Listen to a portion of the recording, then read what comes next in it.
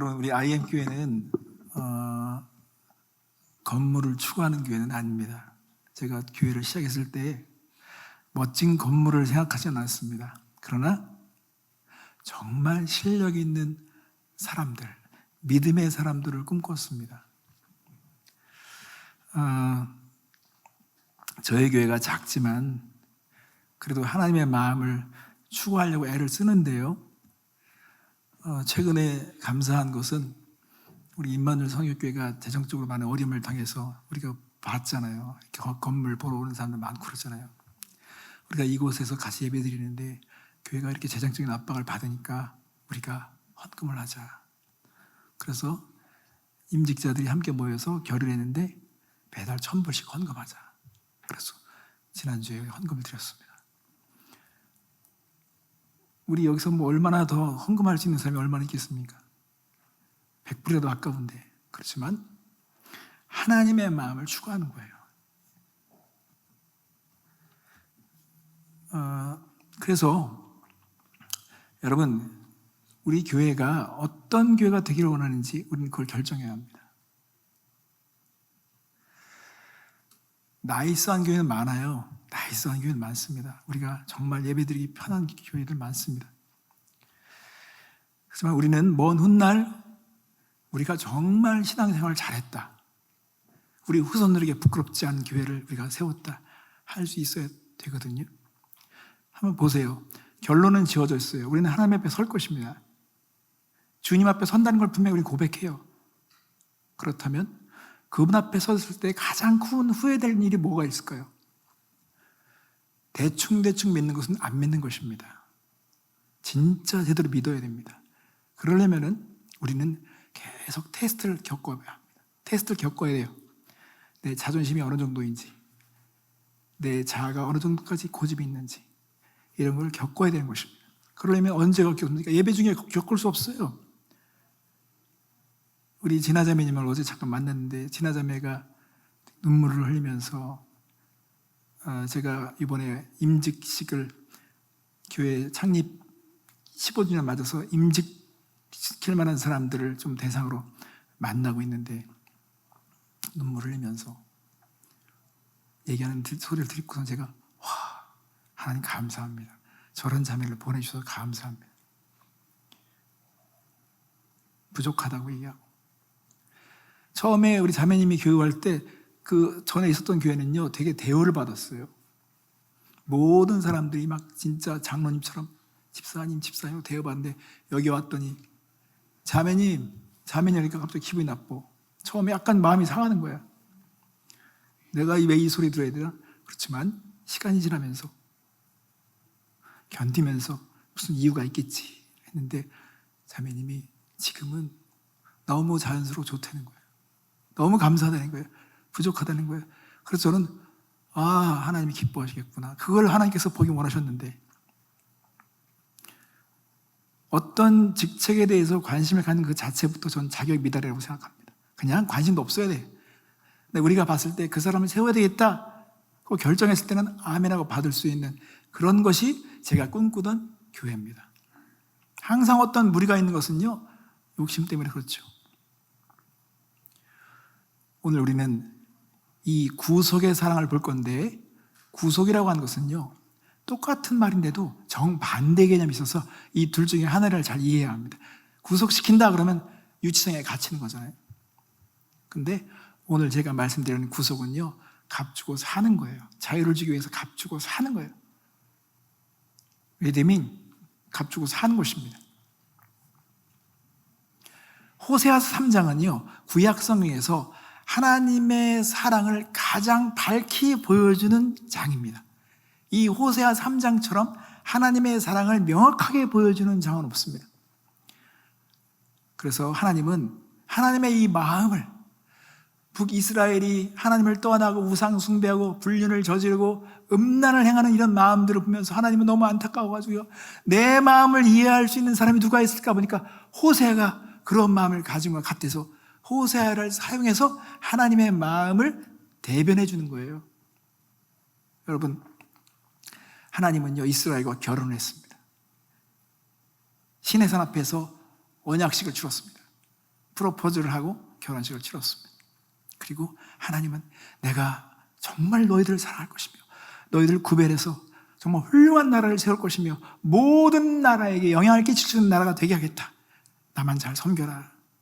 하지만 너희들이 변질을 하고 마음이 변해서 배반하면 너희들은 정말 다른 나라가 와서 너희들을 괴롭힐 것이고 허리를 찌를 것이고 너희들을 고생할 테니까 제발 그렇게 하지 말아라.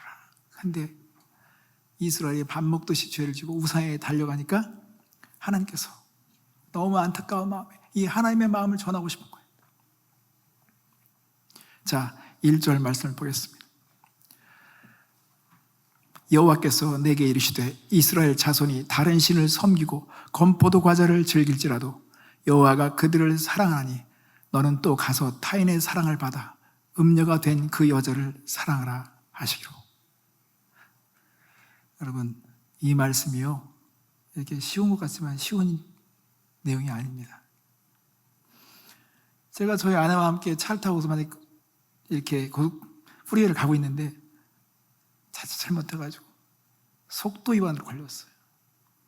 경찰이 딱 세워가지고 저한테 속도 벌칙금 물어야 되겠습니다. 근데 제가 막 버팅이고 저 속도 위반 안 했다가 막 그래. 그랬더니 경찰이 저희 아내한테 어떻게 속도 위반 했으면 안 했을 때 아내가 이 사람 늘 그래요. 속도 위반 했어요. 그러면 제가 어떨까요? 심정에. 근데 경찰이 안전벨트도 안 맸네요. 안전벨트도 안 맸네요. 그랬더니 와이프가 또 옆에서 이 사람 늘 안전벨트 안 매고 있어요. 그러면 막 이 뚜껑 열리겠죠, 여러분. 그러니까 그 경찰이 너무 이런 과정 처음 본 거야. 그래가지고 아니 어떻게 왜 이러세요? 왜 이러시니까 와이프가 또 그러는 거예요. 오늘 음주운전 중이에요. 그러면 여러분 이건 살지 말자는 거예요. 살지 말자는 거예요. 근데 여러분 이거보다 더한 게요. 불리는 것이죠.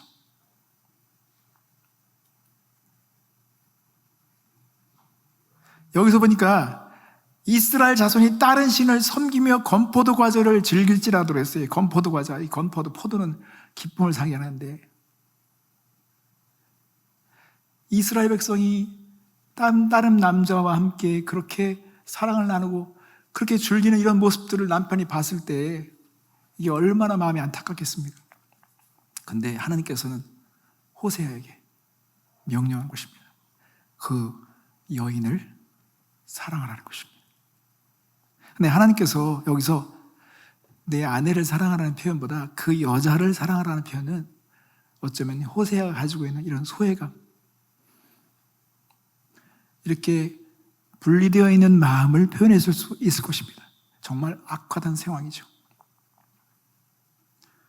고멜이라고 하는 사람은 오늘날 하나님의 백성들, 특히 우리 자신들을 말합니다.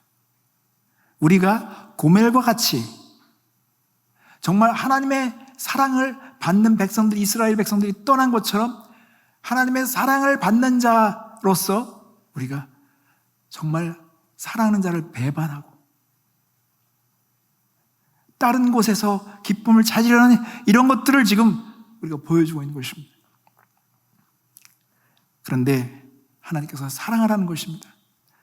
여러분, 자녀가 아무리 잘못돼도요, 사람들이 손가락질해도 부모는 그렇지 않더라고요. 부모는 끝까지 이해하려고 그러고 끝까지 뭔가 이유가 있겠지 하면서 끝까지 그것을 가지고 도와주려고 하는 것이 이 부모의 심정이잖아요. 호세아 같은 마음을 가지고 있는 사람은 이 시대에 드물겠지만 하나님은 그런 마음을 가지고 있는, 진짜 자존심 구겨질지라도 그 여인을 사랑하는 그 마음을 가지고 있는 호세아를 선택하셔서 내 마음을 드러내겠다고 말씀하시는데 사랑하는 것입니다. 여러분, 이게 정말 가능할까요? 우리가 벌써 이걸 듣는 순간에 힘겹게 생각되고 불가능하다고 생각할 수가 있습니다. 여러분, 그것처럼 하나님이 우리를 사랑하는 사랑은 불가능한 사랑을 사랑한 사랑이고 미친 사랑인 것입니다. 이 여인을 사랑하기 위해서는요, 대가를 지불해야 하는 것입니다. 왜냐하면 지금 이 여인은요, 죄의 몸이 팔렸습니다. 죄의 종이 되었습니다. 우리가 살면서 우리가 기뻐하는 걸, 우리가 정말 좋아하는 걸 추구하다면, 계속 추구하다면 어느 때는요, 그것이 중독이 되어버릴 때가 있어요. 성중독, 약물 중독, 이런 중독이 되어 있어요. 도박 중독, 이런 중독이 된 것은요, 그들이 그것을 기뻐하다가 그것을 좋아하면서 그걸 매일 하다가 어느 순간에 빠져나올 수 없는 중독이 된 거예요. 그러니까 죄의 종이 된 것입니다. 죄의 종이 되어버렸어요. 그렇기 때문에 이 죄의 종이 된 상태에 있는 자를 끄집어내고 내가 이제 또 사랑하기 위해서는요, 대가를 지불해야 하는 것입니다. 그래서 2절 말씀에 내가 은 15개와 보리 한 호멜 반으로 나를 위하여 그를 사고로 버렸습니다.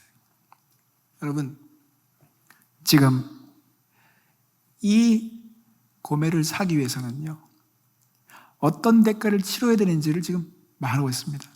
이것은 출애굽기 21장 32절에면 소가 만일 남종이나 여종을 받으면 소임자가 그 은 30세겔을 그의 상전에게 줄 것이요 소는 돌로 쳐서 죽일지니라고 했습니다. 그러니까 한 노예, 한 몸종을 사기 위해서는 은 30세겔이 필요했는데, 그러니까 은 30세겔이 그 시대의 하인의 몸값이었습니다. 근데 이 호세아가 이제 노예 시장에 가보니까 거기에 벌거벗겨져서 지금 상품들이 막 진열되어 있는데 거기에 고멜이 있는 거예요. 대부분 남자들로 구성이 되는데 거기에 알몸을 드러낸 그 고멜이 거기서 묶여져 가지고 사람들에게 지금 상품으로 지금 측정되고 있는 상황인 것입니다.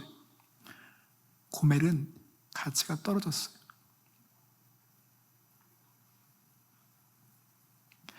은 15개와 한 호멜 반으로 나를 위하여 그를 샀다고 했어요. 근데 이 호멜 값과 은 15개의 값을 합쳐서 은 30개로의 가치로 평가하는 주석가들도 있지만 그만큼 지금 고멜의 가치가, 상품 가치가 떨어졌다는 것을 지금 말하고 있어요. 노예가 된 것입니다. 근데 이런 여인을 호세아는 이제 구속하기 위해서 대가를 지불한 것입니다. 자, 호세아가 이 몸값이 싸기 때문에 구속했다고 생각하지 않습니다. 어떤 대가를 치르더라도 그 대가를 치르고자 했다고 저는 믿습니다. 여러분, 사람의 가치는 이 당시에 어떤 노예를 팔 때 판매를 하는 사람이 그 노예에 대한 값을 아무리 높이 매겨도 사는 사람으로 가치가 결정되는 것입니다. 여러분 아시겠죠? 내가 100만 불이라고 해도 사람들이 안 사면 그 가치는 떨어지는 것입니다. 그 가치를 결정하게 되는 것은 구매자가 그 가치만큼 그것을 샀을 때의 가치가 결정되는 것처럼 고멜의 가치는 한 노예의 가치만큼 추락한 것입니다. 우리는 여기서 우리 자신을 봐야 합니다. 우리는 정말 하나님께서 우리를 구속하지 않으면, 하나님께서 우리를 사고자 결정하지 않으면 우리는 구원받을 수 없는 영원한 저주 가운데 있는 진노의 자식들이었습니다. 수치스럽게 벗겨지듯이 사람들이 다니면서 조롱하는 그런 존재였습니다. 그런데 베드로전서 1장 19절 말씀에 보면 오직 흠없고 점없는 어린 양 같은 그리스도의 보배로운 피로 된 것이라고 했습니다. 하나님은 우리를 구속하시기 위해서 당신의 하나밖에 없는 독생자 예수 그리스도의 그 생명을 대신해서 우리를 구속하셨기 때문에 그 가치는 구매자가 얼마나 가치를 매냐에 따라서 가치를 그렇게 보는 것처럼 하나님은 우리를 구속하시기 위해서 예수 그리스도의 피를 쏟으신 거예요. 그러니까 하나님이 보실 때는 우리를 그렇게 가치 있게 보는 것입니다. 우리는 이 사실을 믿어야 합니다. 그런데 사람들이 하나님의 용서를 잘 안 믿어요. 자신이 구속함을 받았다는 이 사실을 잘 받아들이지 않죠. 여러분 왜 그럴까요? 그것은요, 교만하기 때문에 그런 것입니다. 교만해서 그런 것입니다. 그렇게 죄를 짓고 죄에 중독이 되고 죄에 종이 된 자들이 하나님께서 구속하기 위해서 당신의 아들을 바치시면서까지 대가를 지불하고 구속했는데 당신은, 자신은 용서받지 않았다는 거예요. 용서받는 걸 믿지 못하겠다는 거예요. 그건 뭐예요? 예수보다 더한 걸 내놓아야 되겠다는 생각이 깔려 있습니다. 더 큰 가치를 내놓으라는 것입니다. 얼마나 교만한 것입니까? 말도 되지 않는 것이죠. 여러분, 그래서 이 호세아가 이 고멜을 하는 이 과정을 보면서 우리는 우리의 구속의 과정을 한번 살펴봐야 하는 것입니다. 이제 호세아는 고멜을 집으로 데려왔습니다. 호세아가 고멜을 사왔기 때문에 고멜은 이제 호세아의 소유물입니다. 죽일 수도 있어요. 구약에 의하면 죽일 수 있어요. 왜냐하면 음란한 여인은 돌로 쳐 죽이라 하기 때문에 호세아가 데려와가지고 뻔때를 보이가 죽일 수도 있습니다. 난폭하게 갈 수도 있습니다. 자기 마음대로 거칠게 대할 수도 있었습니다. 그렇지만 호세아는 그럴 수가 없었어요. 자존심이 다 그에게 있어서는 많이 상처를 받았지만 호세아는 그럴 수 없었어요. 이 여인을 사랑하기 때문에. 자, 3절 말씀 보겠습니다. 그에게 이르기를 너는 많은 날 동안 나와 함께 지내고 음행하지 말며 다른 남자를 따르지 말라. 나도 내게 그리하리라 하였노라. 우선 고멜을 가택연금을 시킵니다. 집에서 나오지 못하게 하는 것입니다. 이것이 고멜을 향한 호세아의 사랑의 표현입니다. 아니, 왜 가택연금을 시켜? 여러분, 하나님께서 유다 백성을 70년간 바벨론에 묶어둔 것도 하나님의 사랑의 표현인 거예요. 가택연금을 시킨 거예요. 왜냐하면 생각할 시간을 주는 것이죠. 성찰할 시간을 주는 거예요. 사람이 홀로 독방에 있으면서 생각해 보라는 것입니다. 나의 과거를 돌아보라는 것입니다. 우리가 행복했던 그 시절, 하나님부터 프로포즈를 받았던 그 시절, 하나님께 약속을 받았던 그 시절, 내가 가장 기뻤던 그 시절을 생각해 보라고 하나님께서 시간을 주시는 것이잖아요. 그러니까 호세아가 고멜을 집에 가다 두면서 부탁하며 설득하는 것입니다. 너는 많은 날 동안 나와 함께 지내고 음행하지 말며 이제는 매춘부가 되지 말라는 것입니다. 제발 매춘부가 되지 말라는 것입니다. 그리고 다른 남자와 친밀한 관계 속에 있는 것은 나는 견디지 못하겠다고 말하는 것입니다. 나도 그렇게 할 테니 그렇게 하자고 설득하는 것입니다. 부탁하는 것입니다. 성도 여러분, 사랑은 상대방의 유익을 추구하죠. 그 사람을 위해서 최선이 무엇인지를 알면서 부탁하고 설득하는 것입니다. 나 좋기 위해서 그렇게 한 것이 아니라 고멜을 위해서 호세아가 부탁한 것입니다. 그렇게 되면 될수록 가치는 떨어지고 더 상처받고 더 버림받고 더 외롭고 그 삶 자체가 피폐해진 걸 알기 때문에 호세아는 고멜을 향해서 지금 부탁한 것입니다. 여러분, 이때 고멜이 호세와의 관계가 회복되려면요, 회개해야 되겠죠. 자신의 삶에 대해서 잘못을 시인해야 되고 단절을 선언해야 되는 것이 맞습니다. 이것이 그 다음 단계로 가는 과정일 것입니다. 하나님께서 이스라엘 백성을 포로 되게 하시고 그 유배를 시키시는 그 기간 동안에 이것을 정말 깨닫고 그 고난 속에서 그걸 깨달은 사람들은 철저히 회개하며 하나님의 약속을 받기로 결정했습니다.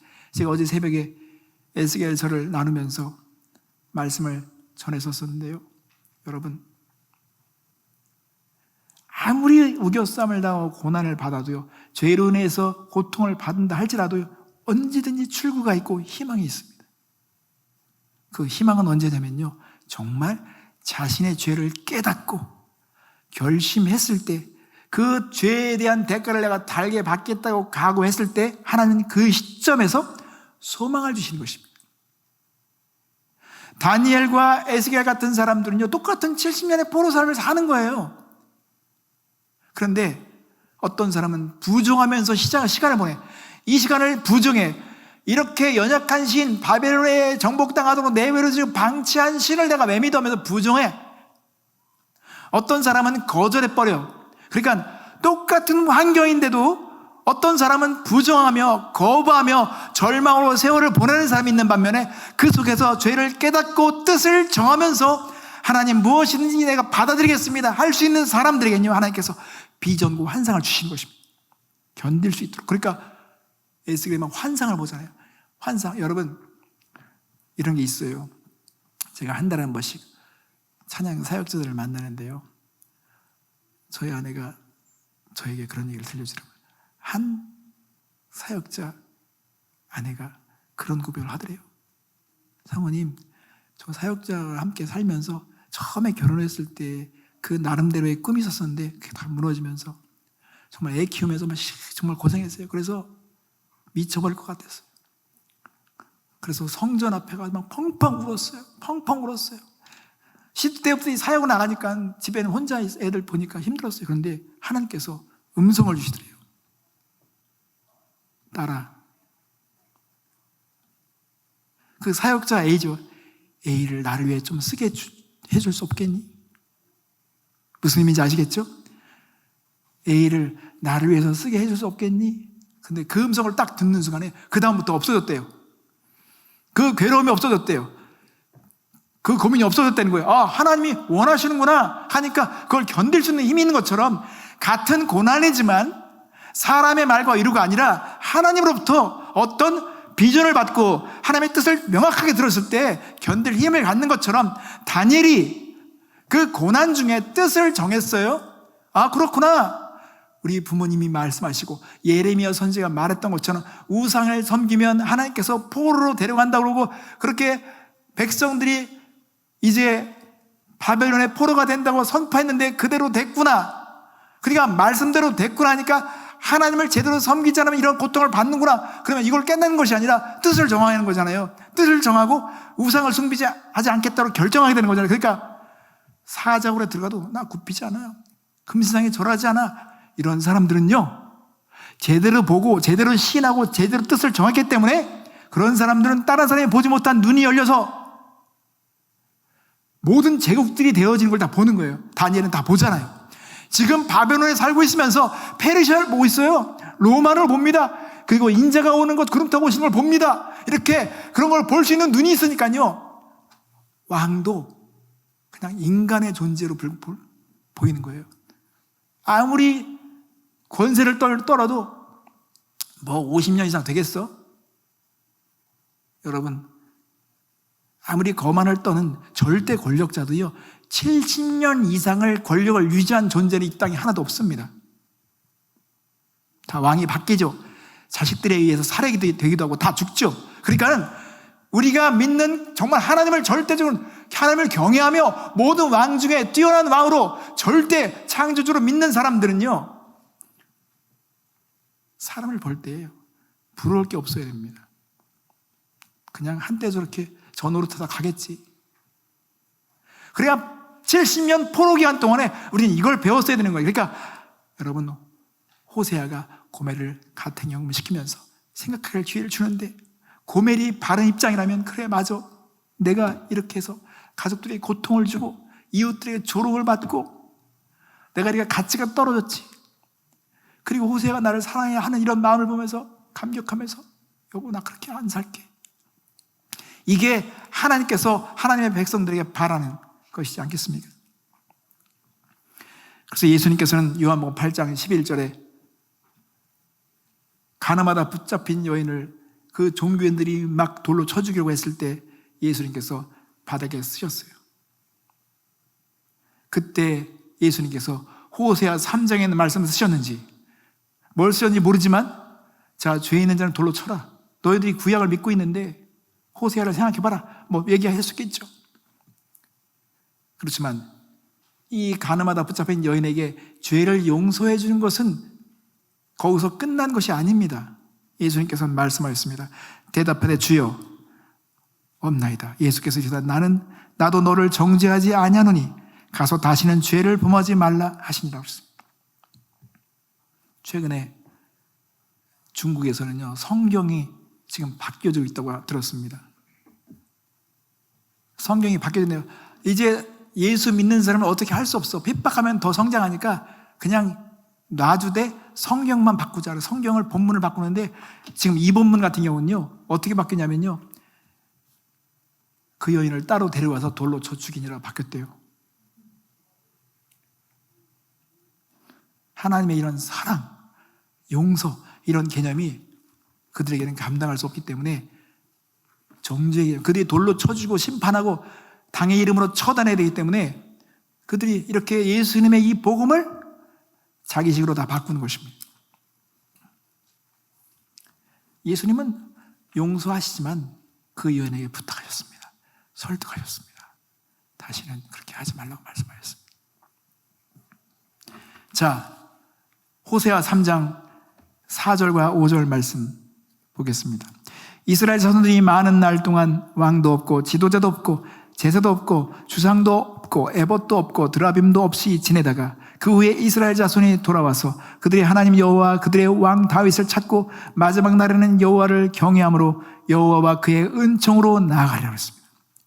이 말씀에 보면 많은 날 동안, 그리고 그 후에, 그리고 마지막 날에 이렇게 시간적으로 구분해 놓은 게 있습니다.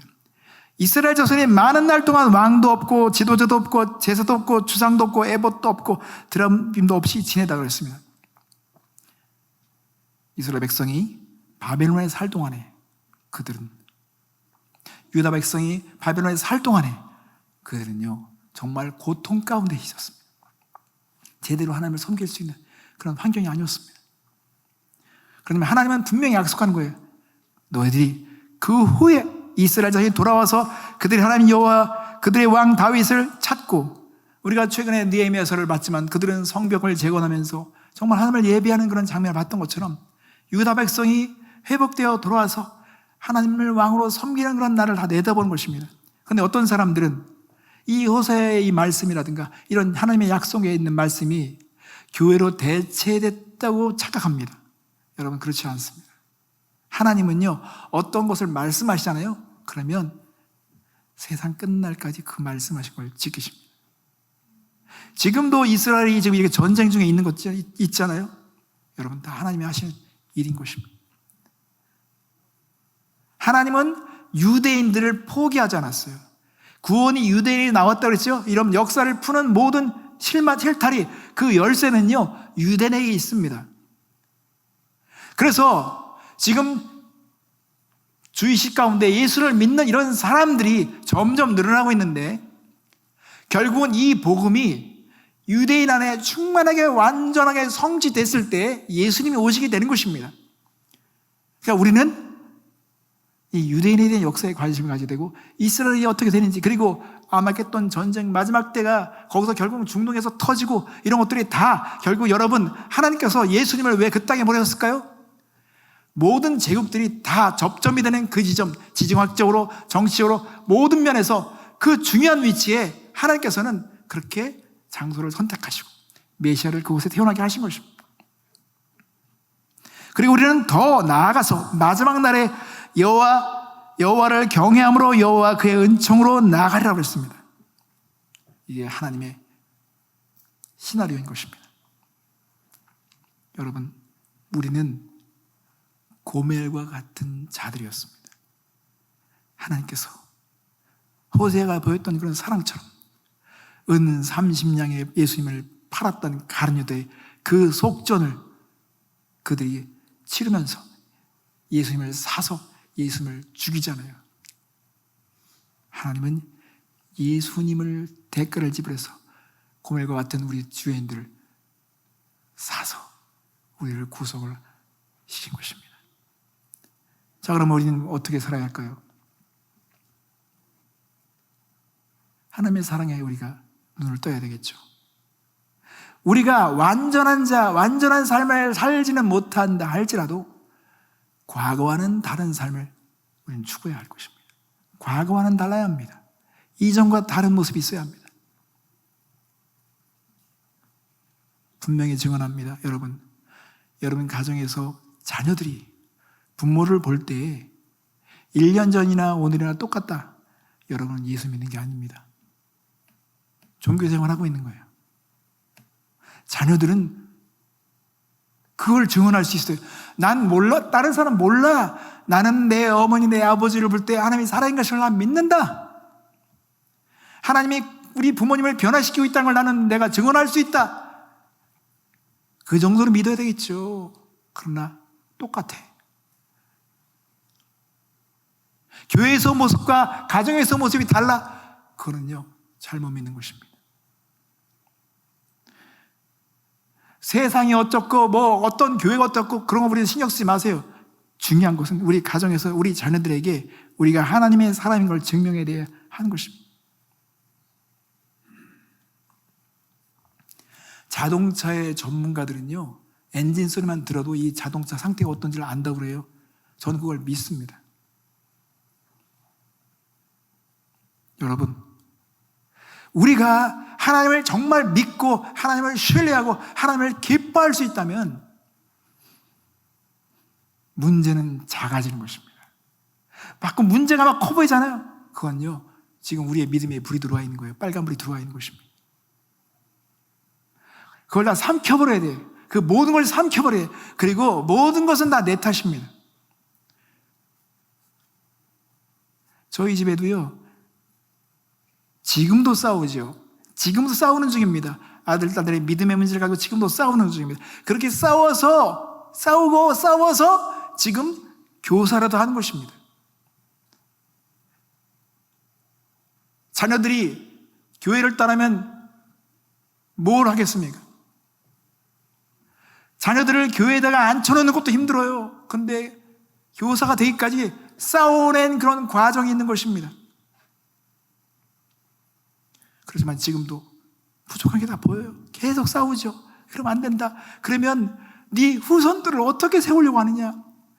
나는 내가 살아온 내 삶에 대한 모든 결과에 대한 측정은 너희들에 대한 자석들로 결정된 걸 내가 보기 때문에 난 너희들 그렇게 할 수가 없어. 달달 볶죠. 여러분, 자녀들은 나를 보는 거울입니다. 그래서 우리는요, 정말 달려들어야 됩니다. 제가 최근에 하나부터 받은 말씀이 있어요. 여러분, 어떤 것을 이해하고 설명을 듣는 신앙은 이제 멈춰서 해야 됩니다. 주일날 예배 와서 뭘 설교를 듣고 이해하고 논리적으로 그걸 듣는 것으로 그냥 신앙생활을 유지한다. 여러분, 그거는요, 정말 유지하기도 힘들어요. 그러나 침노하는 신앙을 가져야 됩니다. 침노해야 돼요. 침노한다는 게 뭐예요? 여러분, 동성애자들은요, 생각보다 많지 않아요. 숫자는 그렇게 많지 않아요. 그런데 이 사람들은요, 매일 침노를 해요. 어떻게 하면 우리가 권리를 확보할까? 어떻게 하면 이 문화 속에서 우리가 인정받을까? 매일 연구하고 전력적으로 연구하고 돈을 거기 쓰니까, 그러니까 법을 바꾸고 온 천지를 다 변화시켜서 도리어 우리를 지금 차별시키잖아요. 목사들 강단에 끌어내리잖아요. 어떻게 이런 결과가 나왔습니까? 그들은 침노했기 때문에 이런 결과를 맞이했죠. 그렇처럼 오늘 그리스도인들이 그냥 안락하게 예배 보면서 그냥 설명 듣고 논리적으로 듣는 이 신앙으로 멈추니까 여러분, 우리는요, 계속 당하는 것입니다. 매일 생각하고 매일 투쟁하고 매일 노력하는 사람은 이길 수가 없어요. 여러분, 100명이 그냥 가만히 앉아서 설명만 듣는 사람과 10명이 매일 전투적으로 준비하는 사람, 10명이 100명을 다 삼켜버릴 수가 있습니다. 그것처럼 오늘날 그리스도인들은 침노하는 신앙을 되찾아야 합니다. 회복해야 되는 것입니다. 우리도 침노해야 됩니다. 그래서 최근에 저는 하나님 앞에 음성을 듣고 말씀을 받기로 했습니다. 하나님, 이제 15년이 되는 이 IM교회가 앞으로 어떻게 나가길 원하십니까? 어떤 장소 예배드리기 원하십니까? 하나님, 저 그거 받겠습니다. 뭐든지 하겠습니다.